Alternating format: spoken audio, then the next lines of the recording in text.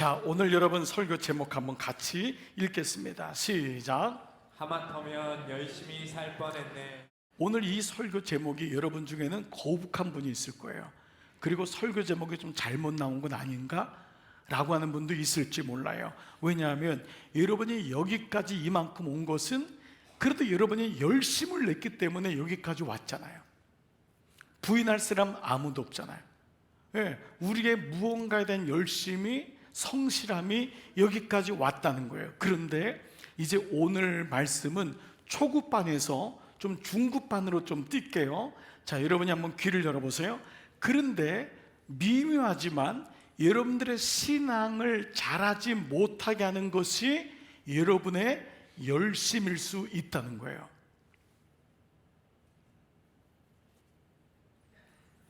자, 여러분이 열심을 가지고 달려왔는데 그 열심이 여러분의 신앙을 잘하지 못하게 할 수 있다라는 거예요. 이것이 산당이 될 수 있고 내 공로가 될 수 있다는 거예요. 이것을 사도 바울은 심지어 뭐라고 했냐면 십자가의 원수라고까지 했어요. 기독교의 생명의 복음을 가장 가로막는 것이 뭐냐 하면 자칫 내 열심으로 인한 성공이 될 수 있다는 거예요. 자, 이 부분은 대단히 조심스러운 부분이지만 이미 여러분이 말씀을 알고 하나님을 알기 때문에 이 말씀을 오늘 본문이 이것을 얘기하기 때문에 이 말씀을 먼저 드리면서 같이 진행하고자 해요. 오늘 이 개념을 가지고 오늘 말씀을 묵상해야지만이 예후의 최후가 왜 그랬는지가 보이기 시작하기 때문입니다. 이제 아합과 이세벨의 자손들이 예후에 의해서 다 죽임을 당합니다. 그래서 오늘 본문은요, 그렇게 하나님의 막대기가 되어서 아합의 잘못된 우상숭배, 산당들을 예배하고 불신결혼을 조장했던 그 아합과 이세벨의 최후를 이 예후를 통해서 이룬 것을 얘기하면서 이제는 예후의 최후가 된 거예요. 그 예후의 마지막인데 이 말씀들이 예사롭지 않아요. 자, 오늘 이 말씀들을 보는 축인데 28절 29절 한번 볼게요. 같이 천천히 읽어보겠습니다. 시작. 예후가 이와 같이 이스라엘 중에서 바알을 멸하였으나 이스라엘에게 범죄하게 한 느바세 아들 여로보암의 죄 곧 베델과 단에 있는 금송아지를 섬기는 죄에서는 떠나지 아니하였더라. 자, 두 가지를 말씀해요. 첫 번째 보면 바알은 패했어요. 이 예후가 잘한 거예요. 그런데 정작 뭐죠? 여로보암은 북이스라엘을 구테타로 세웠던 초대 임금이거든요. 그 여로보암의 죄가 있는데 여로보암은 북이스라엘에다가 교회를, 이 나라를 짓다 보니까 남유다 예루살렘에 성전이 있는 거예요. 백성들이 예루살렘에 가서 예배를 드리고 싶어 하는데 이 사람은 전형적인 열등감이 심한 사람이에요. 자기에게 사람이 떠날거 봐 못 가게 하기 위한 조치를 북이스라엘의 베델과 단 위에 그 모든 북이스라엘에다가 금송아지를 세운 거예요. 이 두 가지, 금송아지는 그래서 첫 번째 예배의 실패, 두 번째 금송아지는 물질의 실패예요. 물질에 걸리는 거예요. 그 성경에 나온 금송아지 두 가지를 함축적으로 보여주고 있거든요. 정작 예후는 개혁은 했지만 예배의 실패예요. 여러분, 이게 저 같은 목사의 아이러니입니다. 이렇게 설교를 준비하고 여러분들의 목자가 돼서 담임 목회를 하지만 저에게 가장 약점이 될 수 있는 게 예배에 실패할 수 있는 거예요. 우리가 오랫동안 예수를 믿지만 주님의 교회 일을 누구보다 잘하지만은 예배에 실패하는 자가 너무도 많다는 거예요. 두 번째는 물질의 문제입니다. 물질 그 자체는 절대 악한 것도 아니고 선한 것도 아닙니다. 그러나 그 물질을 어떻게 쓰냐에 따라서 하나님의 축복이 될 수 있지만 물질에 걸리는 사람들이 너무도 많이 있다는 것입니다. 저는 오늘 이 말씀을 준비하고 묵상하면서 여러분 중에 혹이나 물질적인 문제가 지금 있는 분이 있을 수 있어요. 사기를 당할 수도 있고 예기치 않은 문제로 인하여서 물질이 중간에 걸려있는 분도 있고 풀리지 않는 분도 있어요. 제 마음에는 정말 담임 목자의 마음으로 그 문제가 빨리 해결되기를 기도해요. 그러나 여러분들이 해결된 후에 여러분의 모습을 보셔야 돼요. 혹시 내 안에 물질이 하나님보다 앞서 있지는 않은지, 이거를 보지 않으면 이 문제는 해결되기 어려울 거예요. 계속 똑같은 문제가 반복될 수 있어요. 이거는 또 부모의 문제가 자녀에게도 그대로 답습되는 경우도 너무너무 많이 있어요. 즉 금송아지 두 가지는 예배에 실패한 것, 두 번째 물질에 걸리는 이 모습이 지금 예후에게 있음을 보게 돼요.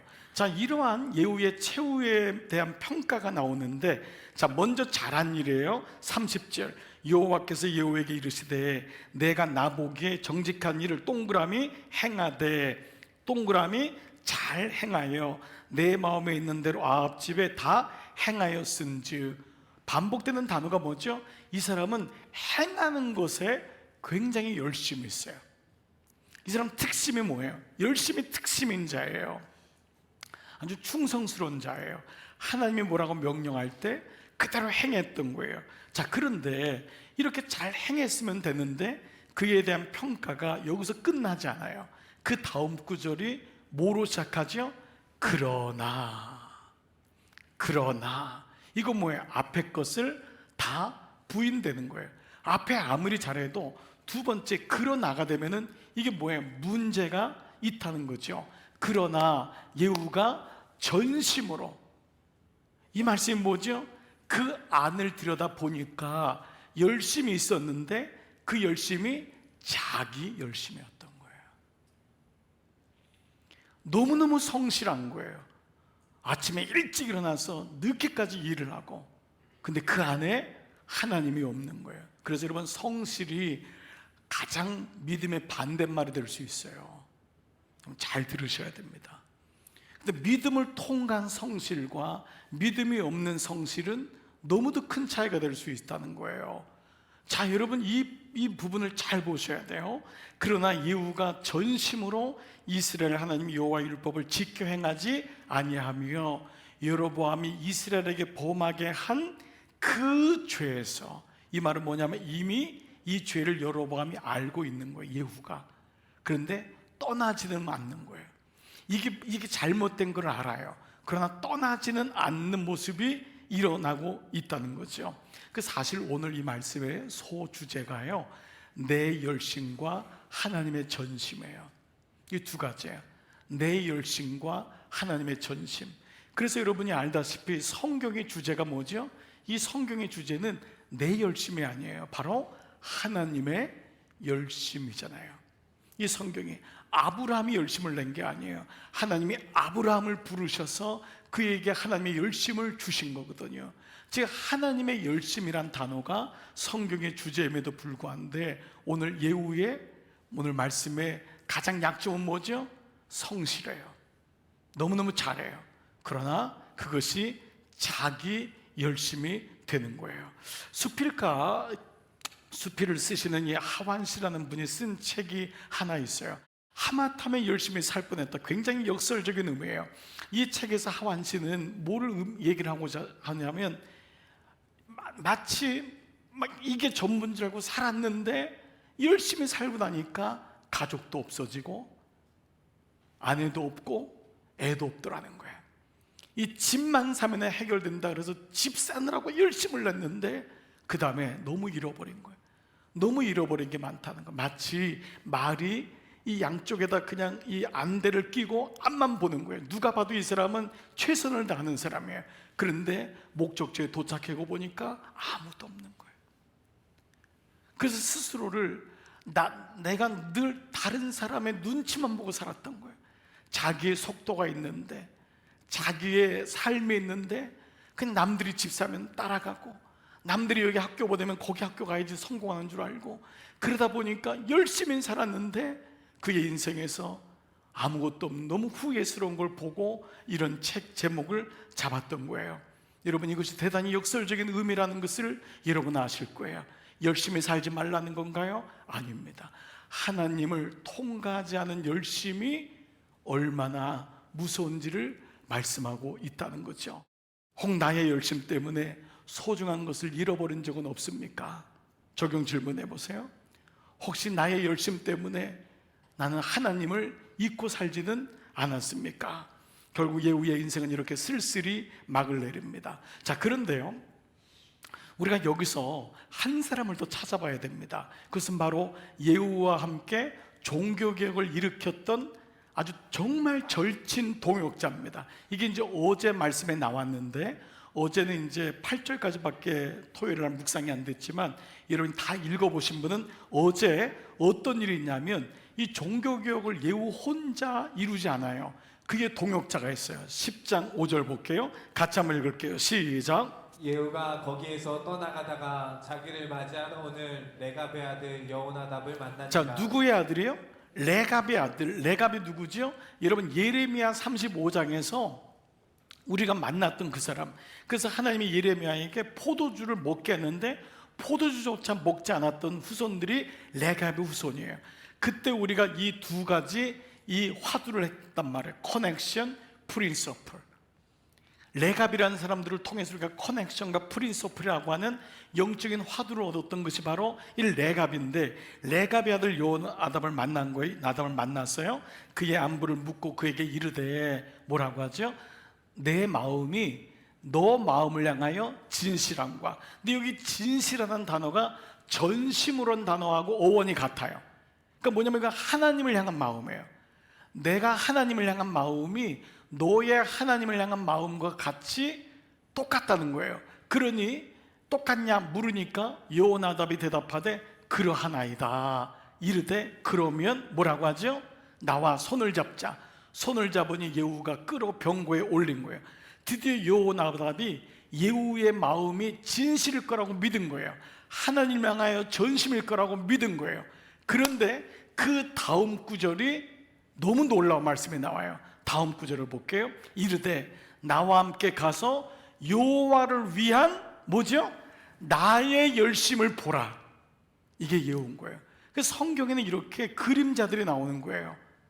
즉 예후가 가졌던 건 뭐죠? 여호와를 위한 하나님의 열심이 아니란 말이에요.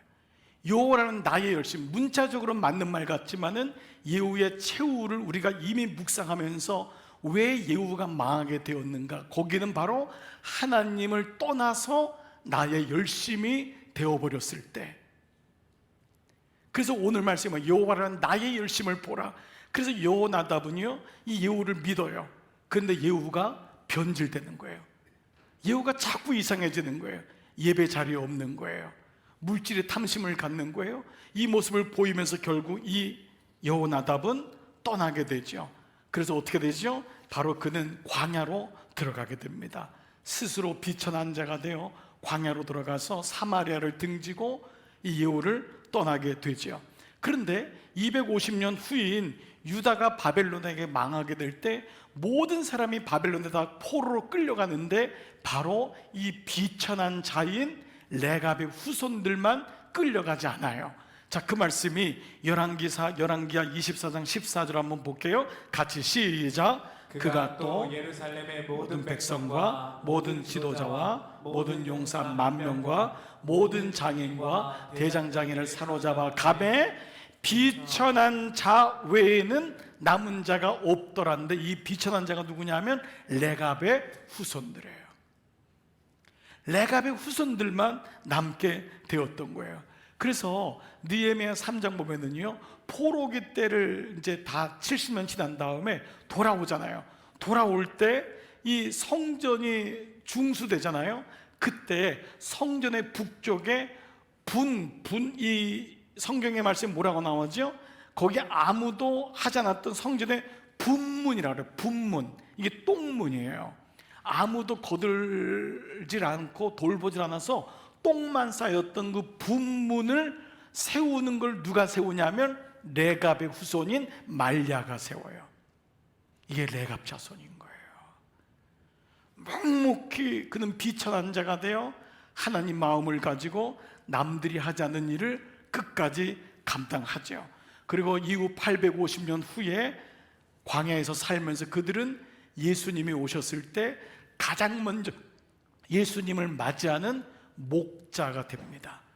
그 목동이 레갑의 후손임을 성사학자들은 얘기하고 있어요. 적용 질문해 볼게요. 내 열심과 하나님의 전심 사이에 등장하는 이 광야라는 단어를 나는 어떻게 묵상하고 있는가라는 거예요. 내 열심이 아닌 하나님의 전심이 되었을 때 레갑 자손은 스스로 비천한 자가 되어 광야로 들어가서 하나님을 바라보게 돼요. 그리고 이 광야에서 그들은 하나님 말씀을 듣지요. 히브리어에 다바르라고 하는 단어가 무려 1400번이 나와요. 근데 이 다바르란 단어의 뜻이 뭐냐면 말씀이에요. 근데 이 다바르에서 나온 단어의 이 또 다른 단어가 뭐냐 하면은 미드바르예요. 근데 이 미드바르가 광야예요. 즉 말씀은 어디서 나왔냐면 미드바르라고 하는 광야에서 나온 거예요. 역으로 말하면은 광야에서만이 말씀이 들린다라는 거예요. 그렇기 때문에 우리가 날마다 우리의 인생의 광야임을 고백할 때 하나님 말씀이 들려요. 여러분 인생 중에 지금은 꽃동산입니다. 아닙니다. 아침마다 오늘 한날이 광야임을 고백할 때 그 시간이 바로 말씀 묵상의 시간이 되는 거죠. 그때 하나님의 음성이 들리고 광야에서 어떻게 살아가는지가 우리는 알게 되죠. 이때 나의 열심이 아닌 하나님의 전심으로 우리는 살아갈 수 있는 은혜를 경험하게 됩니다. 말씀을 좀 마무리해 볼게요. 그렇다면 이 하나님의 전심이 여러분을 끌고 갈 때, 나를 끌고 가기 위해서 그때 비로소 내가 해야 될 일이 있어요. 하나님의 전심이 나를 끌게 가기 위해서 내가 해야 될 일이 있다는 거예요. 그것은 바로 나의 열심이 아닌 하나님의 일하심을 신뢰하셔야 돼요. 여러분이 하나님의 일하심을 신뢰하지 않으면 내 열심으로 아이를 가장 힘들게 하는 부모가 될 수 있어요. 하나님의 열심을 잃어버리는 순간 남편을 가장 힘들게 하는 아내가 될 수 있어요. 하나님의 열심을 잃어버리는 순간 교회를 가장 힘들게 하는 장본인이 될 수 있어요. 하나님의 일하심을 신뢰하는 것이 너무도 중요해요. 하나님 말씀이 땅에 떨어지지 않는다라고 하는 아합에 대한 이 11개 하의 말씀에 여러분 우리 장로님들 권사님들 기도할 때 이런 기도 많이 들어보셨을 거예요. 하나님 말씀이 땅에 떨어지지 않습니다. 이 영혼을 향한 하나님 말씀이 떨어지지 않습니다. 그 말씀이 어디 나오죠? 어제 나왔어요. 어제 이 말씀이 열왕기하 10장 10절에 그런즉 이제 너희는 알라, 너희는 알아야 된다. 뭐죠? 곧 여호와께서 아합의 집에 대하여 하신 말씀, 물론 이것은 굉장히 아픈 얘기지만은 하나님의 말씀을 의미해요. 모든 하나님 말씀은 하나도 땅에 떨어지지 아니하리라. 하나님의 말씀은 절대 땅에 떨어지지 않는다. 그 말씀을 받을 때 내가 아멘으로 받고 의심하지 않을 때 그 말씀은 나의 인생을 끌고 가는 나의 열심이 아닌 하나님의 열심이 된다라는 거예요. 근데 이 말씀은 사실 사무엘상 3장에 먼저 나왔어요. 바로 기도의 아들인 사무엘, 한나의 아들인 사무엘에게 하신 말씀이에요. 한번 볼까요? 3장 19절 사무엘이 자라매 여호와께서 그와 함께 하셔서 그의 말이 문맥적으로는 사무엘의 말인 것 같지만 이것은 하나님이 사무엘에게 주신 말씀이 하나도 땅에 떨어지지 않는다라는 거예요. 여러분 자녀를 향한 기도 가운데 이것처럼 강력한 기도가 어디 있을까요? 사무엘을 향한 하나님의 말씀이 땅에 떨어지지 않는다라는 거예요. 이것을 신뢰했던 거예요. 한나도 하나님의 사람도 이 말씀을 들을 때 이 말씀이 오는 거예요. 오늘 여러분에게 이렇게 말씀드리고 싶어요. 여러분 스스로 속으시면 안 돼요. 여러분의 열심이, 여러분의 최선이 너무도 귀해요. 그러나 그것이 여러분을 여기까지 인도한 것이 아니에요. 속으시면 안 돼요. 여러분 두 분이서 만나가지고 이렇게 얘기할 수 있어요. 어떻게 이렇게 사셨어요? 정말 최선을 다하셨군요. 그러나 그때마다 잊으시면 안 돼요. 하나님이 하셨습니다. 하나님이 인도하셨습니다. 그게 안 되면 결국 서로가 공치사다가 끝나요. 그것이 얼마나 허무한지 우리는 알고 있어요. 여러분 속으시면 안 돼요. 여러분이 아무리 거룩하여도, 여러분이 아무리 정직하여도 여러분의 거룩과 정직이 여러분을 여기까지 오게 한 것이 아니에요. 하나님의 열심이, 하나님의 일하심이 땅에 떨어지지 않기 때문에 그 열심이 나를 인도하실 것이고 그 열심이 오늘도 내가 기도하는 그 영혼을 인도하실 줄 믿습니다. 이번 개수 기간 동안에요, 우연히 보게 된 좀 검색하고 보게 된 한 분이 있어요. 나폴레옹이라는 분이에요. 나폴레옹, 여러분 아시죠? 프랑스의 황제고 나중에 유럽 전역을 지배했던 사람 아닙니까? 이 나폴레옹에 대한 얘기를 검색하고 찾아보다가 일대기 중에서 아주 흥미로운 이분의 고백을 하나 보게 되었어요. 이분이 20대에 장군이 됩니다. 포병 장교로 군인이 됐는데 20대에 전쟁을 승리로 이끌면서 아주 도약적으로 장군이 돼요. 그런데 이런 고백을 해요. 내가 젊은 나이에 장군이 되고 또 황제가 될 수 있었던 것은 내가 포병 장교였기 때문이다. 이런 엉뚱한 고백을 해요. 여러분, 이 말의 의미는 보병이나 공군은 안 좋고 포병만 좋다, 이 말이 의미하는 건 아닌 거 아시죠? 이게 무슨 말이냐? 포병 장교는 오늘날 하면 관측 장교인 거예요. 이 관측 장교는 어디다가 대포를 쏴야 하는지를 정확히 하는 거예요. 그 위치를 가늠하고 관측해서 견고한 성벽을 향해 적의 중요한 요새에 포를 쏠 줄 아는 사람이 포병 장교라는 거예요. 근데 제가 이걸 문득 묵상하다가 이 포병의 원리가 뭐죠? 바로 기도 아닙니까? 이게 기도구나. 이게 기도라는 거예요. 비유적으로 보병은 한 사람 한 사람을 만나야 돼요. 피투성이 가서 싸워야 돼요. 그런데 그 전에 전쟁은 포병이 먼저 포를 쏴야 돼요. 포병이 먼저 미사일로 초토화를 시키는 거예요. 적의 요새가 어딘지를 명확히 아는 거예요. 성벽이 얼마나 견고하고 얼마나 단단한지를 아는 거예요. 말씀드린 대로 산단과 불신가정은 여러분, 우리의 생각보다 훨씬 견고하고 훨씬 끈질기고 훨씬 교묘합니다. 여러분의 열심으로 그 산당이 무너질 수 있다고 생각하십니까? 여러분의 말재주로 그 영혼이 돌아올 수 있다고 생각하십니까? 여러분, 지난 22일 동안 같이 키로 프로젝트 했는데 여러분 중에 계속 기도하시는 분도 있지만 안타까워는 하지만 기도는 안 하는 분이 분명히 있을 겁니다. 너무 힘든 걸 알아요. 그런데 기도하고는 별개가 될 수 있어요. 기도를 잃은 우리들에게 예수님이 어느 정도까지 얘기하셨냐? 마가복음 11장 24절에 이렇게 말씀하세요. 그러므로 앞에 기도 얘기를 다 한 거예요. 그런데도 제자들이 기도에 대한 확신을 못 가져요.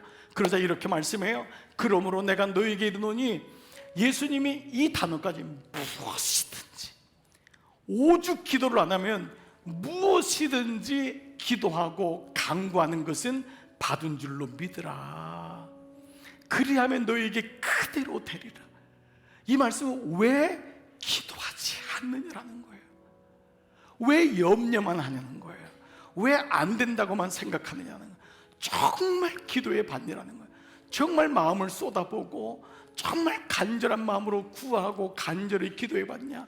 그 앞에다가 무엇이든지라는 단어까지 썼던 거예요. 이런 의미로 본다면은 여러분, 기도라는 것은 뭐예요? 기도라는 가장 놀라운 미사일을 말씀에 근거하여 믿음으로 쏘는 것, 믿음으로 하나님께 올려드리는 것, 이것이 오늘 우리에게 주신 하나님의 열심의 가장 중요한 모습이 아닐까. 사랑하는 여러분, 기도라고 하는 가장 놀라운 미사일을 말씀에 근거하여 믿음으로 쏘고 있습니까? 앵글에 맞춰서 집중하여 흔들리지 않고 믿음으로 쏘고 있습니까? 오늘 이 은혜가 오늘 하마터면 열심히 살 뻔했네, 하나님 없이 살 뻔했네, 나의 열심이 나를 끌고 온 줄 알았네. 오늘 이 아침 하나님의 열심이 여러분을 인도한 줄 믿습니다. 그래서 오늘 다시 여러분에게 선언합니다. 열심히만 사시면 되면 안 됩니다. 열심히만 사시면 안 됩니다. 성실하게만 사시면 안 됩니다. 날마다 비천한 자가 되어 광야의 힘을 고백하며 스스로 주님 앞에 엎드려 주님 없이는 살 수 없습니다. 날마다 고백해 보십시오. 그리고 주님이 나의 진짜 왕이심을 고백할 때, 그때 말씀으로 묵상된 그 말씀이 믿음으로 확인이 되고 그 날마다 그 믿음을 미사일, 영적 미사일로 그 영혼을 향해 쏘고 나의 기도의 제목을 가지고 주님 앞에 나갈 때 분명히 우리의 삶에 하나님의 역사가 이루어질 줄 믿습니다. 여러분, 포기하지도 마시고 염려하지도 마시고 하나님의 열심히 이루시리라. 오늘 이 은혜가 여러분 가운데 다시 새겨지는 한 주간도 하나님을 바라보는데 여러분 게을리하지 마시고 주님이 이루십니다. 주님이 지금도 일하십니다. 기도할 때마다 이 마음을 놓치지 마시기를 축복합니다.